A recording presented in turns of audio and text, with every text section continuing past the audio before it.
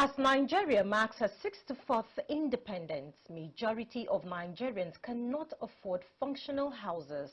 Now, 80% of Nigerians are still crawling out of slums in the 21st century. To the rising cost of unemployment and general insecurity result in mass atrocities and uprooting of people from their localities. Government initiatives on housing have not been really helpful. It can be recalled that housing was an appendix of the Federal Ministry of Works after prolonged talk about housing deficit. It was made a standalone ministry by President Bola Tinubu. The question is, after 64 years of independence, what's new in Nigeria's housing sector? Speaking on Nigeria at 64 and the housing sector, I have an expert in the built environment. She is the current chair, library and publication of the Nigerian Institute of Architects Abuja chapter. She's a licensed architect of the Federal Republic of Nigeria, a chartered architect with the Royal Institute of British Architects, a member of the Board of Architectural Education of the Nigerian Institute of Architects, and a research staff of the Nigerian Building and Road Research Institute, in person of Architect Zulaiha Babagiri Ahmed. You're highly welcome. Thank you. In short, I'm excited reading all of your qualifications, and we're really going to have a very good conversation today. So today on Inside the Real Estate, we'll be looking at Nigerian's housing sector. What can you say about the Nigerian housing sector? Well, thank you so much, Maimuna, and thank you for the wonderful introduction. You're welcome. The Nigerian housing sector, anywhere you go, you see houses. That's the truth. You go out, you see houses, but it depends on who owns them, and it depends on what the houses are made for. You know, the scape of Abuja City, for example, is still underway. You can see that construction is still ongoing. Everywhere you go, there's one construction or the other. So there are houses, or there are buildings, there are construction is ongoing. The question is, who is it for? The question again is it actually for every single Nigerian? I believe we'll discuss more. Of course, yes, we're going to do that. Thank you so much, Architect Zulaiha. So, as at 6 years ago, Nigerians' building deficit was out of between 17 to 20 million. Now, what would you say has changed between then and now? Remember, the World Bank had actually stipulated in 2000 or 2021 that the Nigerian housing sector has a deficit of 15.56. This was made in one of their white paper presentations. But as of 2023, the Nigerian government, the State House, published a report that stated that the Nigerian housing deficit was around 28 million. Now, we're supposed to be reducing. The number is supposed to reduce, but as it is increasing. It means something is not done right. It means, either we're increasing in population, and because of that, the increase in the housing deficit is increasing, or there's something that is not done right. Yeah. Okay. Can you highlight, in your own opinion, some of those things that are not being done right in the housing sector that is still limiting the growth in this country? Okay, so I would have loved for us to discuss the key components of what provisions the Nigerian government has in place for the housing sector. So, for example, I'm pretty sure you're aware of the Renewed Hope Agenda. Of course, yes. Which the government of the President Bola Ahmed Tinubu has launched all over the country. And, initially there was one done by the last dispensation, which, they had a target of, I think, around 20 to 50,000 houses. But unfortunately, I believe what they've been able to do is not close to what their target was. This was saddled with financing, issues of financing, issues of access to, these houses that were provided or were supposed to be provided by the government. So I think policies need to really, really be enforced, as well as the, rollouts for possible housing for Nigerians, the willpower to ensure that this housing, deficit is being looked into, as well as supported and, effectively delivered to ensure that Nigerians have what they required. Housing is a basic need. Mm-hmm. If you really want someone to perform essentially or effectively, that person needs to know that the person has shelter. It is one of the basic needs of the human, existence. Indeed. So, yeah.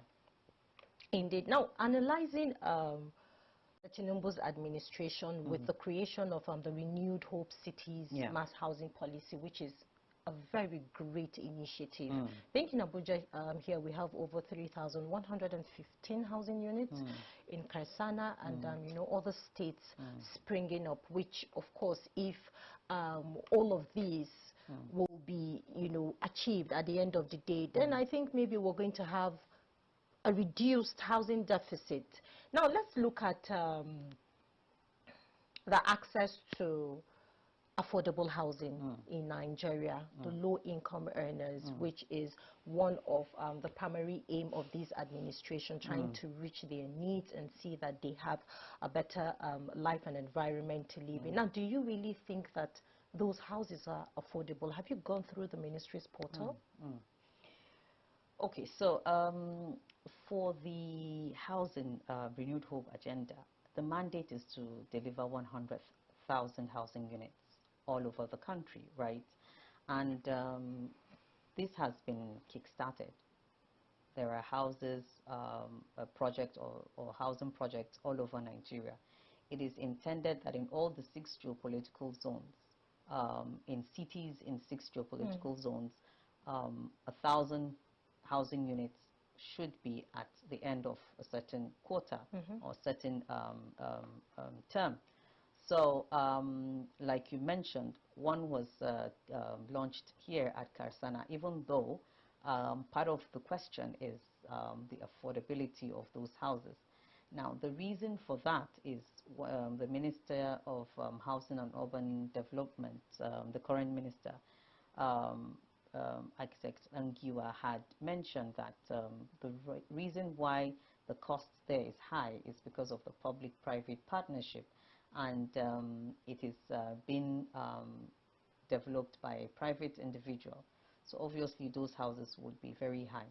However, because they have a target of 20,000 housing units for Abuja alone, they also have their own housing units that will be very affordable for the masses or for the low income to medium income earners. So it is our hope that while they're at this, they would use all the necessary facilities to ensure that those houses are very, very affordable to the low and medium income earners. Okay, so far so good. Can you see that with this initiative, how has the pace been? Is it really, at let's say the middle stage where people can, quickly assess this houses? Yes, so well, the thing is, it's just 1 year into their term, and as you can see, they've launched this, initiative all over the states, of course, with the Federal Capital Territory inclusive. We're hoping that with this pace that they had already started with, by the end of 2-3 years, it should double.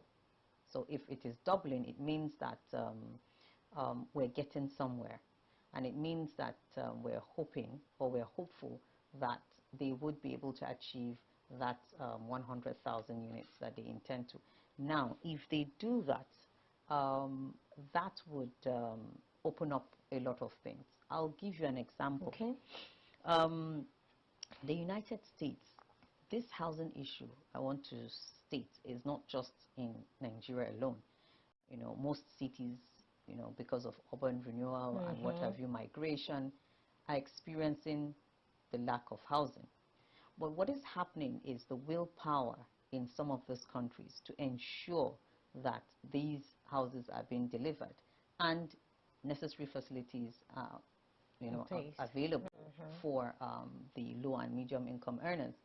So the government, from what we're seeing, looks like it's interested in this delivery, and it also looks like the government is trying to put all measures in place to ensure that houses are made available to the low and income earners. So we're hopeful.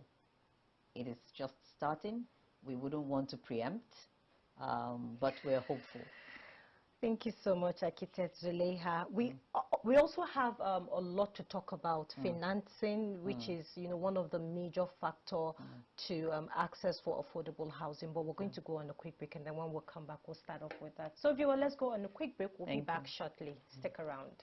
Visit Housing TV Africa on YouTube and click on the subscribe button. Subscribe to Housing TV Africa to stay updated on latest happenings in Nigeria's housing sector. Follow our social media pages, like and share our posts. On Facebook, Housing TV Africa. On Twitter, Housing TV Africa. Instagram, Housing TV Africa. Join the conversation and keep up with latest housing updates.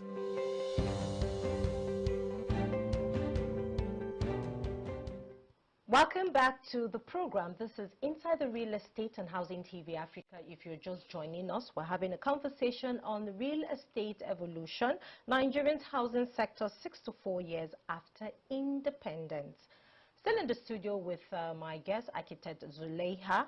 And now let's look at affordable as a word. Okay, yes, I love that smile. Let's look at affordable as a word, okay? When you say affordable, it means that, people that don't even have maybe good jobs can be able to afford certain things. And then when you're attaching affordable to housing, it means that, of course, these houses are there so everybody can have access to it because it's affordable. But we all know that presently now, affordable is becoming the unaffordable. So now let's look at financing in the housing sector. Yeah, we have the mortgage system there. We have government-owned mortgage institutes. We also have the private ones. But then one of the biggest issues we're facing presently now is the interest rate. Very, very huge. People are beginning to ask questions. Is it that I'm going to work all the days of my life and, keep paying mortgage till, a certain time in your life? So how can housing be made more affordable and accessible beyond government's intervention? Okay. Memuna, you see, right, affordable is relative. I hear that all the time. Yes, affordable is relative. And when I say it is relative, it depends on what you consider. Sustainable building at the inception is can be very costly.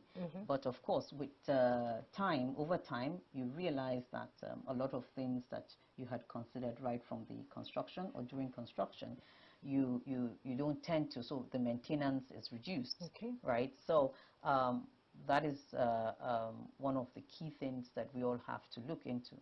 Now, going back to your question, you see, there are a lot of things that the government needs to do. First and foremost, you and I are not. So I am an architect, of course. If I get the land and the land is being gotten at a very affordable rate, it means that I'll be able to build whatever construction materials that I'm going to use. I look at the local construction materials that we have, which are available and are very effective and efficient, and I utilize them. Of course, the costs will be very, very low. Sure. Now, access to land is something that is very, very scarce, especially in Nigeria, So, and it's very costly, because if you want to build in Abuja, for example, you know, the land alone, it's a very, very expensive, you know, property. Allocations don't come in as it should, right? Some of the things that, so for housing estates, for example, government should look into, you know, providing these lands at a very, you know, less to nothing for these developers.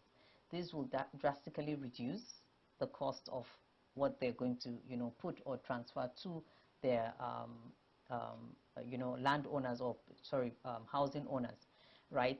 And then they also need to consider tax incentives. Now, these tax incentives that I'm talking about is, so if you're a developer and you're developing 1,000 housing units, some things should be taken out for you in terms of payment of tax, you know, based on your company or whatever.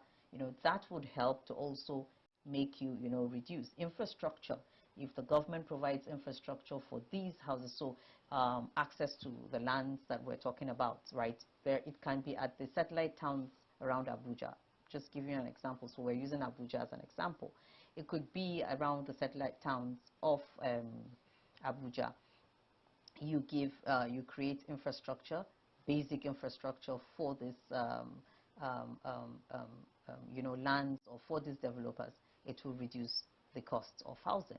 You know, funding for these land developers, you know, make it available and make it at a single digit, just like we mentioned.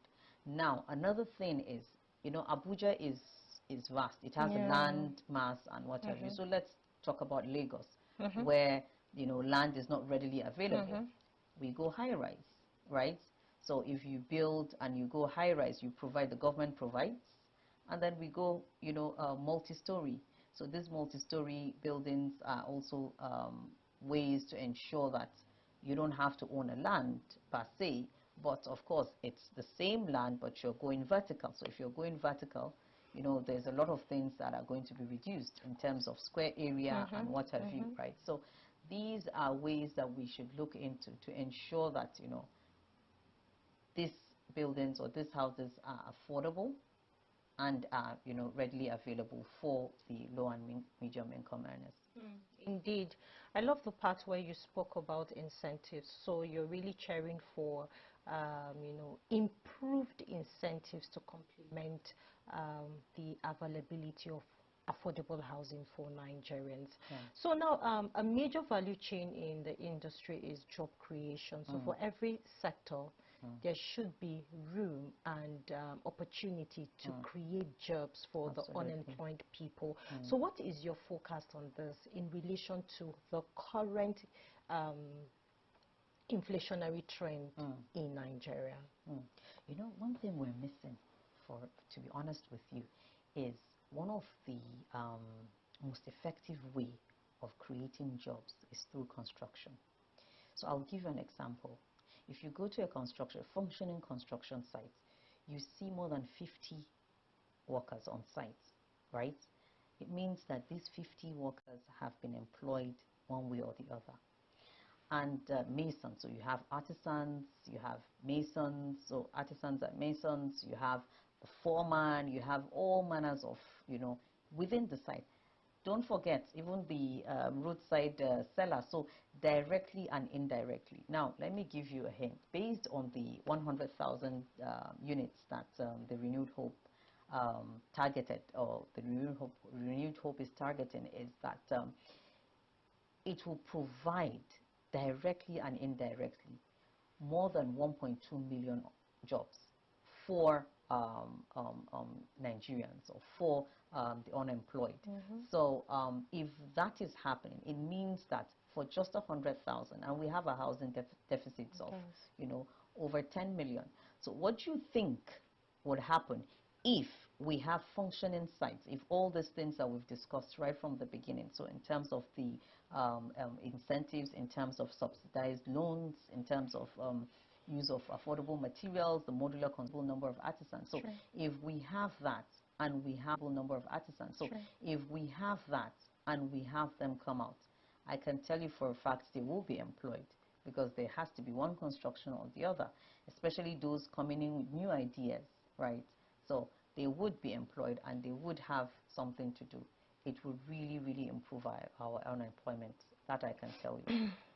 The conversation has really been, you know, a very insightful and engaging one with Architect Zulaiha. Before I let you go, what are your expectations for Mr. President and also for the housing sector moving forward?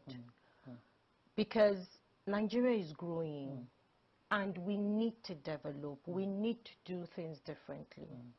So please, kindly share your thoughts on that. Yes, so thank you so much, Mimuna. It's actually been a very interesting talk. I haven't spoken about housing in a very long time.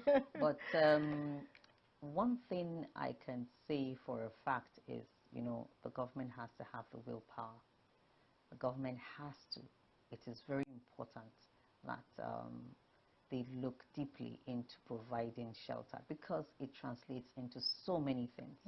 It translates into having people come to work happy because they have somewhere to go back to put their heads on. You know, it translates to productivity, you know. So many things. Providing housing is very, very essential. If the government really, really wants to do that, it needs to have the willpower. I can see there is the push, and I am hoping this push continues. You know, when you start something, it's always good that you continue at that trajectory.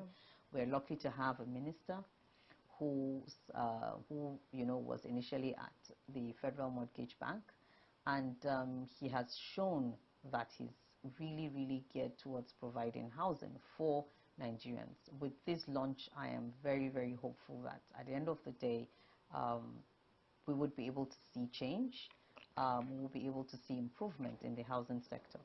But one of the key things I am hoping again that the government will provide is land. Provide lands to people that are actually intending to develop for mass housing, especially. You know, lands should be readily available. It shouldn't even be, it should be a no-brainer.